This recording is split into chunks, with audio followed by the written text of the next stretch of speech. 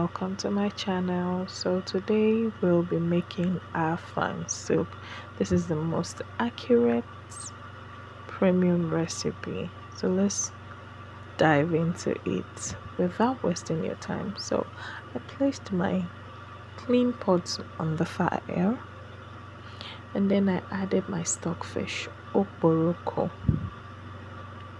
Okay, so this recipe is actually delivered the same way my mom taught me, the south way, Calabar way, you understand me? So this is the most original recipe, how to make afang soup.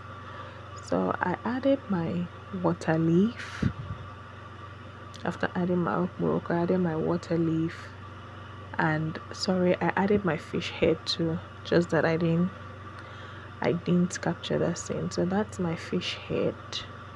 So some people throw away their fish head, but my mom taught me to always add my fish head to my soup so that it can enhance the flavor of the meal.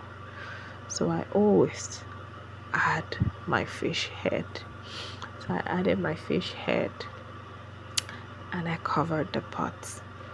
So allow it to simmer for a while, and then my water leaf is dried up. Not dried like dry. So it will cook with it, like your stockfish and the fish head will cook with the water leaf, the water from the water leaf. So this is actually when my water leaf was well cooked. I added my protein. So for this meal I actually used aquara. That is a part of a beef that is called aquara. So I added my meat and my fish. I added my fish to it, and then I added my oil, my palm oil.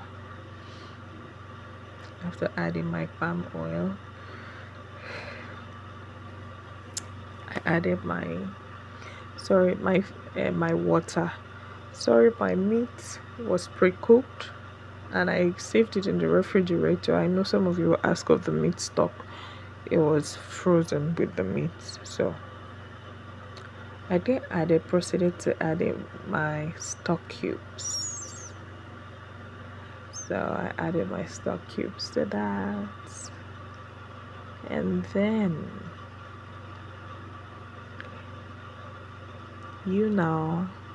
give it a good stir. Yeah, a good stir for everything to mix properly. So I actually adjusted my water at some point because the water wasn't enough. So I adjusted my water at some point after giving it a good stir. I added some water, and you cover it and allow it to cook. I allowed it to simmer for a while. I came back, I checked. As you can see the level of the water has increased. I added my crayfish, my already blended crayfish, and then I added my periwinkles. So I added my periwinkles and I covered it to simmer again. So I checked back, I gave it a good stir for everything to just incorporate, for everything to just mix. So I gave it a good stir and I covered it up. Oh sorry, I adjusted my palm oil.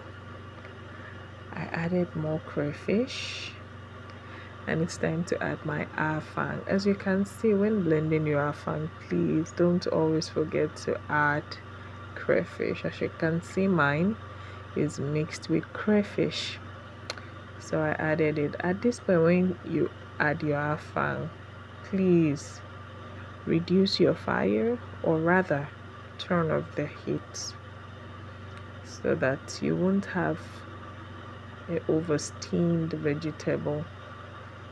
So I gave it a good mix. I had reduced the fire and I now switched it off. As you can see, it's not bubbling again. Adjusted my oil because it was looking a bit not so bright, so I adjusted my oil. I added salt a bit, sprinkled a little bit of salt, gave it a good stir. I stirred it to mix everything, and ta-da, our soup is ready. Lights out.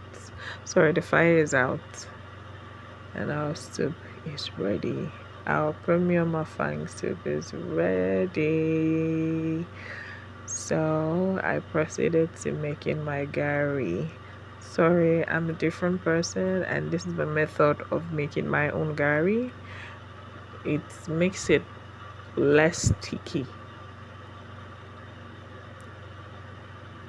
That is when I am eating. The oil makes it not to stick on your hands if you're using your hands to eat or using your cutleries. It makes the gari less sticky, and then it gives it that rich, enticing color. So that is why I always prepare my gari like this. So what I did was I put my water in my gari basin and I added a little bit of red oil to give it that rich color. So when the water was up to boil, I added my gari. I gave it a good stir. So you stir it and you adjust it gradually. So I stirred, adjusted, I stirred, adjusted it, and then when it gets to your consistency, I don't like very strong or those coarse gari mix. I like my gari just tender. Please, while you're preparing this gari, you should be on low heat, else it's gonna burn. So I had to mix. I had to mix the gari. You're going to mix it thoroughly to have a very fine consistency.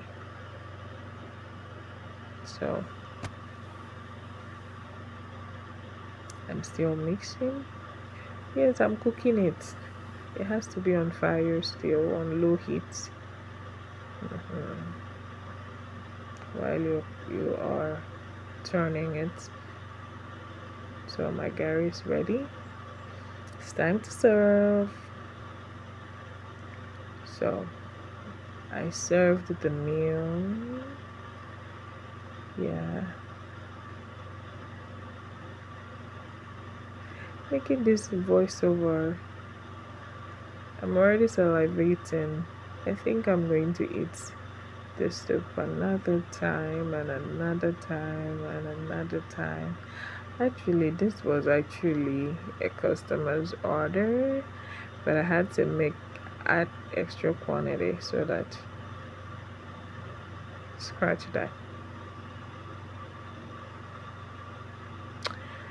So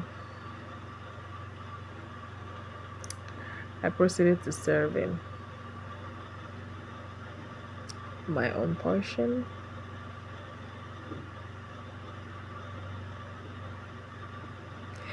Yes, it's a customer's order. I added my own portion to it because why not? If not, I actually eat what I cook. Yep. So there you go. Whatever I sell or I actually give to my customers, I eat it. Okay. So there you go. That's my portion. There you go. Afang soup and gari. You could decide to eat fufu. I'm not a fan of fufu. I always prefer gari for easy digestion. So there you go. Afang soup made by an Akwa Ibom woman. Thank you for watching.